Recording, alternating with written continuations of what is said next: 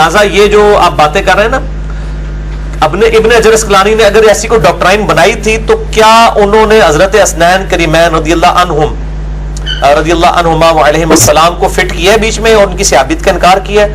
میں کہتا ہوں جی حسنین کریمین سے ڈائریکٹ نبی علیہ السلام سے احادیث سنی ہوئی ہے. اہل حدیث تو جانے نہیں چھڑا سکتے. اہل حدیث کی جو اکلوتی دعا ہے نا، دعائے قنوت، اللہ مہدینی فیمن ہدیت، اس کا دنیا میں راوی صرف حسن ابن علی ہے اور کوئی راوی نہیں ہے. یہ میرا چیلنج ہے، لے جائیں. جتنی حدیث کی کتابوں میں آتا ہے، ترمذی میں، ابو داؤد میں، سنن کبریٰ البیہقی میں، باقی کتابوں میں حسن ابن علی ہے. ان کی تو دعائے قنوت کھڑی ہے حسن ابن علی کے اوپر ہے. اگر وہ صحابی نہیں ہے اور وہ تابعی ہے تو پھر تو مرسل روایت ہے. اور وہ کہہ رہے ہیں کہ میں نے خود نبی علیہ السلام سے یہ سنی ہے. ترمذی میں کئی حدیثیں ہیں کہ حضرت حسن ابن علی کہتے ہیں کہ میں نے خود نبی صلی اللہ علیہ وسلم سے یہ چیز سنی اور یاد رکھی کہ جو چیز تمہیں شک میں ڈال دے اس کو چھوڑ دو. حسن اور حسین کی صحابیت کا انکار حکیم الامت، مریض الامت فیض عالم صدیقی ناسبی جیل میں، جسے اہل حدیث بھی ناسبی کہتے ہیں، اتنا بڑا ناسبی ہے کہ اہل حدیث بھی ناسبی اسے کہتے ہیں، اعلان برات کرتے ہیں. یہ تو کہتے ہیں اس کے جنازے میں بڑے بڑے جید علماء شریف ہیں. نہیں، احسان اللہ ظہیر صاحب جو شیعہ کے سب سے بڑے مخالف تھے، انہوں نے اس کے لیے دعائے مغفرت بھی نہیں کی تھی اور کہا کہ امام بخاری کو یہ مطلب کھوتا کہتا تھا اور ان کی توہین کیا کرتا تھا. اور وہ تو ناسبی ہے، وہ تو منکرین حدیث ہے. امام زہری کا اتنا بڑا مخالف ہے. احمد بن حنبل کو وہ مطلب غلط سمجھتا تھا. اہل حدیث جن کو نہیں پتا، عقل نہ ہوئے تو موجے موجے، ورنہ تو وہ سب سے. ابھی تو غلام مصطفیٰ ظہیر صاحب کی ایک آڈیو ریکارڈنگ لیک ہو گئی ہے جس میں انہوں نے حکیم فیض عالم صدیقی کا جنوب پڑھ کے رکھ دیتا ہے. وہ شدید کی وجہ سے ہوئی. اور میں جو ہے وہ دل سے قدر کرتا ہوں کہ اب، اور اس میں انہوں نے جملہ بولا ہے کہ ہم رافضیوں کے خلاف تو بول رہے ہیں لیکن ہمیں نہیں پتا کہ اہل حدیثوں کے اندر ناسبیت گھس چکی ہے، ہم اس کا رد نہیں کر رہے. وہی جملے جو انجینئر صاحب بولتے تھے. یہ آڈیو ان کی واٹس ایپ کی لیک ہو گئی ہے 9-10 منٹ کی، جس میں انہوں نے فل رگڑ گیا. میں نے خود سنی ہے، میں ڈائریکٹ راوی ہوں اور انشاءاللہ تعالیٰ کبھی موقع ملے تو نیٹ پہ بھی چڑھا دوں گا تاکہ غلام مصطفیٰ صاحب اس کے بعد کسی مسجد میں ان کو کوئی امامت اور خطیب کے لیے نہ رکھیں. السلام علیکم ورحمۃ اللہ وبرکاتہ. دو انتہائی ہیں، ایک رافضیت اور ایک ناسبیت ہے. رافضیہ کا جو ہے وہ اہل بیت کی محبت میں صحابہ پہ تبرہ اور ان کے ایمان کا انکاری ہیں، اور جو ناسبی ہیں وہ صحابہ کرام رضوان اللہ علیہ اجمعین میں سے جو اہل بیت ہیں ان کے دشمن ہیں. اہل حدیثوں کو چاہیے کہ اچھے طریقے سے دشمنان صحابہ جو ہیں، دشمنان اہل بیت جو ہیں، ان کے متعلق اچھی کوشش کریں، لوگوں کو آگاہ کریں. مثال کے طور پر حکیم فیض عالم صدیقی صاحب اپنی کتاب خلافت راشدہ صفحہ 55-56 پہ لکھتے ہیں، الفاظ سنیں: جہالت، ضد، ہٹ درمی، نسلی عصبیت کا کوئی علاج نہیں. آپ نے خود ساختہ نظریات سے چمٹے رہنے یا مزعومہ تخیلات کو سینے سے لگائے رکھنے کا دفعہ ناممکن ہے، مگر سیدنا علی کی نام نہاد خلافت کے متعلق قرآنی آیات حضور صادق و مصدوق کے ارشادات کی روشنی میں حقائق گزشتہ صفحات میں بیان کی جا چکے ہیں. ان کی موجودگی میں سیدنا علی کے خود ساختہ حکمرانہ عبوری دور کو خلافت راشدہ میں شمار کرنا صریحاً دینی بددیانتی ہے. مگر اغیار نے جس چابک دستی سے آن جناب کی نام نہاد خلافت کو خلافت حقہ ثابت کرنے کے لیے دنیا سبائیت سے درآمد کردہ مواد سے جو کچھ تاریخ کے صفحات میں قلم بند کیا، اس کا حقیقت سے قطعاً کوئی تعلق یا واسطہ نہیں. یہ تو خلافت راشدہ صفحہ 55-56 کی عبارت ہے. آگے چل کر لکھتے ہیں، اسی طرح اگر حضرت علی کو بھی مسلمان منتخب کر کے خلیفت بناتے تو ان کی ذات کی وجہ سے خلافت کو ضرور وقار ملتا، مگر حضرت علی نے خلافت کے ذریعہ اپنی شخصیت اور ذات کو قد آور بنانا چاہا، جس کا نتیجہ یہ نکلا کہ مسلمانوں کی سیلاب آسا فتوحات ہی ٹھپ ہو کر رہ گئیں، بلکہ کم و پیش 1,00,000 فرزندان توحید خاک و خون میں تڑپ کر ٹھنڈے ہو گئے. خلافت راشدہ صفحہ 51. آگے چل کر لکھتے ہیں خلافت راشدہ صفحہ 78 پہ، اب ان تصریحات کی موجودگی میں بھی کوئی رفض سے مروب یا متاثر مولوی سبائیت کے خرمن سے برآمد کردہ نظریے سے رجوع نہیں کرتا تو ہم اسے تقیہ کا مولوی بھی نہیں کہیں تو ہمیں یہ کہنے میں کوئی باک نہیں کہ وہ سیدنا علی کی نام نہاد خلافت کی طرح صرف نام نہاد مولوی ہے. خلافت راشدہ صفحہ 78 ہے.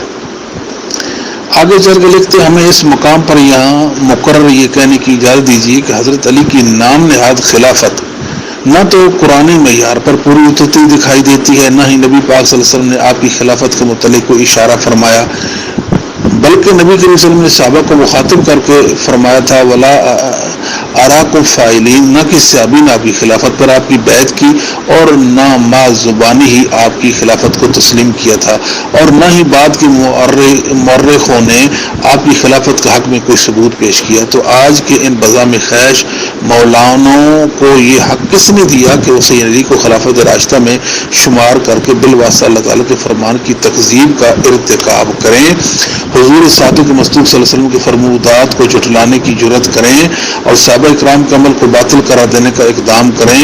وہ اللہ تعالیٰ نبی پاک صلی اللہ علیہ وسلم اور تمام صحابہ کو جو بات نہ سوجھی، وہ زکوٰۃ و صدقات و خیرات کی روٹی پر پلنے والے اور یتیم خانوں کے مطبخوں کی ہڈیاں چاٹ کر پروان چڑھنے والے نام نہاد مولویوں کو نظر آ گئی، اور آج انہوں نے خلافت راشدہ حق 4000 کے نعروں سے ایک عالم کو پریشان کر رکھا ہے۔ خلافت راشدہ صفحہ 78 تا 79۔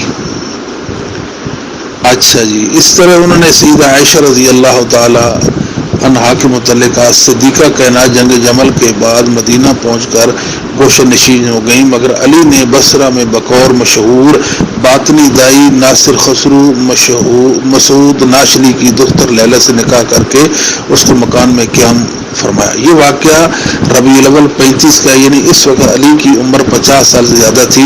حضرت طلحہ الخیر اور حواری رسول حضرت زبیر کے علاوہ سینکڑوں بلکہ ہزاروں صحابہ کی شہادت کے بعد جب عالم اسلام کا تقریباً ہر گھرانہ ماتم قدا کا منظر پیش کر رہا تھا، حضرت علی کا لیلہ سے نکاح فرمانا عظیم عظم حوصلہ اور استقلال سے بھرپور کارنامہ ہے۔ یا للعجب، صدیقہ کائنات صفحہ 227 ہے۔ آگے کہتے ہیں حضرت علی رضی اللہ صرف اپنی ذات میں خلیفہ تھے اور نبی کی زندگی میں ہی اپنے آپ حصول خلافت کے خیال کو اپنے دل میں پروان چڑھانے میں مشغول تھے۔ صدیقہ کائنات صفحہ 288 ہے۔ اچھا جناب، سیدنا حسن اور حسین کی صحابیت کا بھی حکیم صاحب نے انکار کیا ہے۔ کہتے ہیں حضرت حسنین کو زمرہ صحابہ میں شمار کرنا سریعاً سبائیت کی ترجمانی ہے یا اندھادھند تقلید کی خرابی۔ سیدنا علی بن حسن بن علی صفحہ نمبر 23، کتاب کا نام ہے سیدنا حسن بن علی صفحہ 23۔ اچھا جی، آگے کہتے ہیں کہ حضرت حسن کی توہین کس طرح کرتے ہیں؟ حقیقت یہ ہے کہ حضرت حسن کو اپنی ماں کا دودھ پینے کا موقع نہ ملا تھا۔ آپ کی پرورش دوسری دودھ سے ہوئی تھی، اس لیے صحت کے لحاظ سے آپ کمزور تھے اور کما حق کو نشو و نما نہ پا سکے۔ اس پر کثرت سے حرم کی زندگی، کثرت جماع کے دل دادا تھے، جس کی وجہ سے آپ کو بعض روایات کے مطابق آخری ایام میں پتنی سال کا عرضہ ہو گیا تھا۔ کتاب کا نام ہے سیدنا حسین بن علی صفحہ 80۔ یہ توہین کر دی نا انہوں نے سیدنا۔ آگے کہتے ہیں حضرت حسن کی موت کے متعلق اپنی تالیفات اطرت رسول اور حسن بن علی میں دلائل کے ساتھ ثابت کر چکا ہوں کہ کثرت جماع ذیابیطس اور تپ مرکہ سے ہوئی۔ آپ کہاں شہید ہوئے تھے اور آپ کو کس نے شہید کیا تھا؟ خلافت راشدہ صفحہ 115۔ سیدنا حسین کے بارے میں کہتے ہیں حقیقت یہ ہے کہ مکہ سے روانگی تک خروج کی ارادہ کسی نے کوئی اہمیت نہ دی۔ ایک پرامن سلطنت کے اندر ایک آدمی کی اس قسم کی حرکات سنجیدہ مسلمانوں کی نزدیک بچکانہ حرکت تھی۔ جن لوگوں نے آپ کو روکا ان کے روکنے کا مقصد یہ تھا گھر سے نکل کر شاید سفر کی تکالیف ایک شہزادے کے بس کا روگ نہیں ہوگی۔ واقعہ کربلا صفحہ 7۔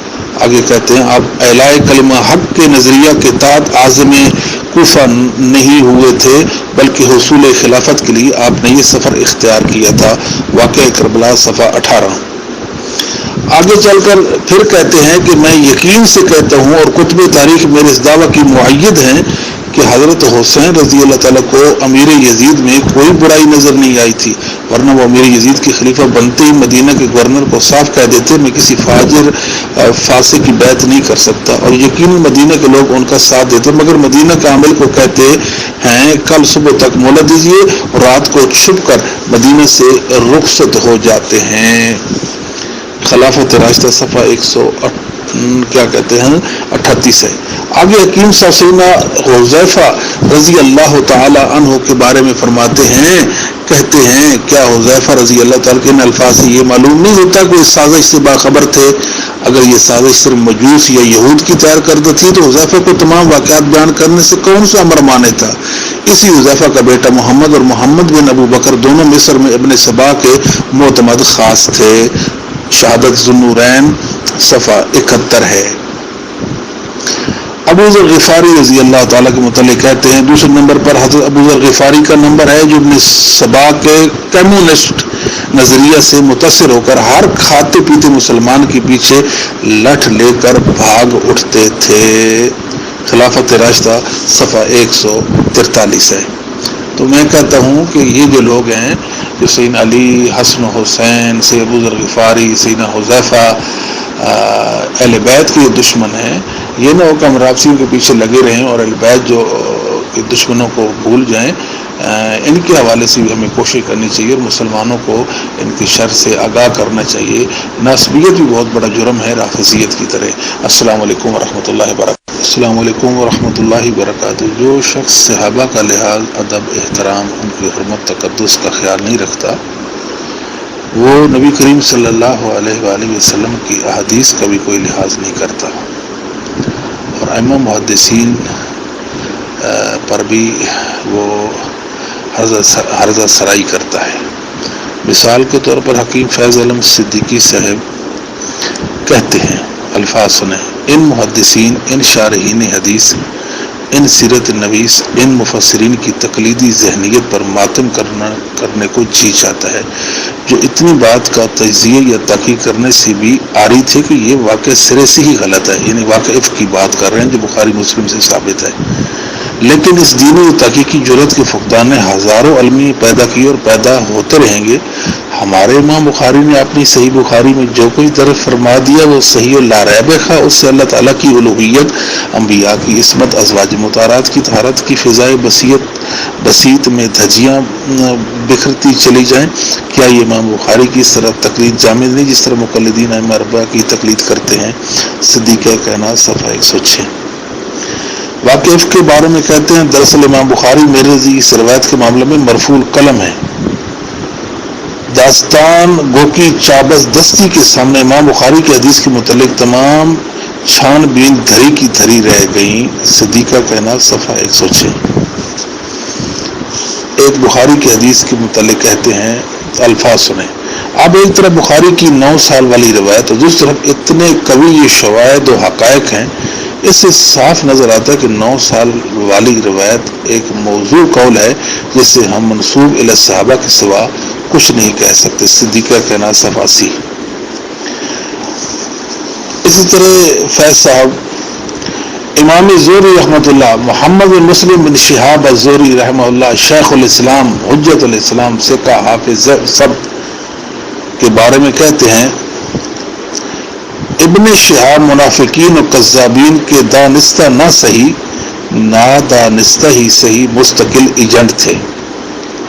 اکثر گمراہ کن، خبیث اور مکذوبہ روایات انہی کی طرف منسوب ہیں. تتمۃ المنتہا صفحہ 128. یعنی امام زہری رحمۃ اللہ علیہ نے جو روایات بیان کر دی ہیں مسلمان ان سے ہاتھ دھو بیٹھیں گے کیونکہ وہ تو ایسے اور ایسے تھے.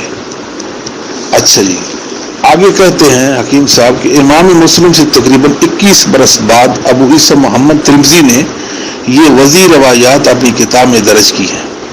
معلوم ہوتا ہے امام مسلم کی وفات کے بعد کسی سبائی ٹیکسٹائل میں انہیں گھڑا گیا. خلافت راشدہ صفحہ 118. مسند امام احمد کے متعلق لکھتے ہیں، مسند احمد حنبل کا جامع اول ابو بکر شافعی کے نام سے معروف ہے. حقیقت میں یہ شخص رافضی تھا اور بغیر شافعی بنا ہوا تھا. مسند کا جامع دوم ابو بکر قطعی متوفہ 368 ہے. یہ بھی شیعہ تھا. ان دونوں شیعوں نے امام احمد اور ان کے بیٹے عبداللہ سے کچھ حدیثیں لے کر ان میں جا بجا اپنے مسلک کے مطابق محو اس بات کر کے شیعی روایات کے الفاظ کو بدل کر اپنی خود ساختہ حدیثوں کے مناسب اسناد جوڑ کر 6 جلدوں میں ایک ضخیم مجموعہ احادیث مدون کر ڈالا. خلافت راشدہ صفحہ 84 صفحہ 85. آپ نے غور کر لیا میرے بھائیوں کہ جو لوگ صحابہ کے دشمن ہیں ان کی دشمنی حدیثوں کو بھی تار تار کرتی ہے اور محدثین کرام رضوان اللہ علیہ مجمعین کی عزت کو بھی چاک کرتی ہے. اللہ ہمیں سمجھنے کی توفیق نصیب فرمائے. السلام علیکم ورحمۃ اللہ وبرکاتہ. رد عمل اور جواب ہے. کس بات کا رد عمل کس بات کا جواب ہے؟ امین شہیدی کی ہو اور رد حکیم فیض کا. ہم نے کون سا رد کیا؟ ہم نے تو اس کے حوالہ جات بتا دیے تھے. یہ ناسوی شخص ہے، یہ بھی اہل حدیثوں نے ان کو اہل حدیث سمجھا، وہ رحمۃ اللہ علیہ کہہ رہے ہیں. ہم 100 ان کو شہید کہہ دیں، رحمۃ اللہ علیہ کہہ دیں، جب تک اللہ کی رحمت کا استحقاق وہ نہیں پائیں گے ہمارے رحمۃ اللہ علیہ کہنے کا ہمیں کوئی فائدہ نہیں. ہم برے تو بن سکتے ہیں مگر ان کو کوئی فائدہ نہیں ہو سکتا. کیوں؟ اس لیے کہ جو انسان حسنین کریمین کی صحابیت کے شرف کا منکر ہو، سیدنا علی رضی اللہ تعالیٰ کا دشمن ہو، امت مسلمہ کے اجماع کا رد کرتا ہو، مسلم احمد کو جھوٹ کا پلندہ قرار دیتا ہو، اور بخاری پر تنقید اور امام زہری رحمۃ اللہ علیہ کو پتنی کیا کوئی برے القابات سے نوازتا ہو، ایسا شخص رد عمل کا ہی حقدار ہے یقیناً. بات یہ کہ پھر ہم کہتے ہیں ہمیں کسی سے کوئی نہیں ہے. ہم کہتے ہیں کہ اس بات سے یہ بات واضح ہوئی کہ ہمارے اس گروپ کے اندر بڑے ناسوی موجود ہیں، کئی باطنی ہیں، ان کا یعنی اظہار ہو گیا، ہم پر ان کو واضح ہو گیا یہ باطنی لوگ ہیں، آباء و اجداد کے مذہب پر ہیں، کتاب و سنت کا اتباع ان میں نہیں ہے. کیا میرا نانا، میرا دادا، میرا بھائی، چاچو، ماموں سارے اگر وہ بد عقیدہ ہوں تو میں ان کا دفاع کروں گا جو اللہ و پاک نبی کا پاسدار بنوں گا، ساتھی بنوں گا. سوچنے کی بات ہے. علم عقل کا ساتھ دوں گا، امت مسلمہ کی حمایت و خیرخواہی میں بات کروں گا، یہ میں ظالموں کا ساتھی بن جاؤں گا. اس کو اپنا ذاتی مسئلہ نہ بنائے کوئی، خبردار. یہ ہمارے مسلک کا مسئلہ ہے جی، اور یہ صحابہ کی عظمت کا مسئلہ ہے. اس بات کو سمجھ لے. کوئی جو نہیں سمجھتا اپنے نفس کو ملامت کرے. السلام علیکم ورحمۃ اللہ وبرکاتہ. رحمۃ اللہ وبرکاتہ. کہتے ہیں امن پوری صاحب کی رائے امین مشہدی کے بارے میں کیا ہے؟ اس کے متعلق لفظ بھی نہیں، یہ انداز دوست نہیں.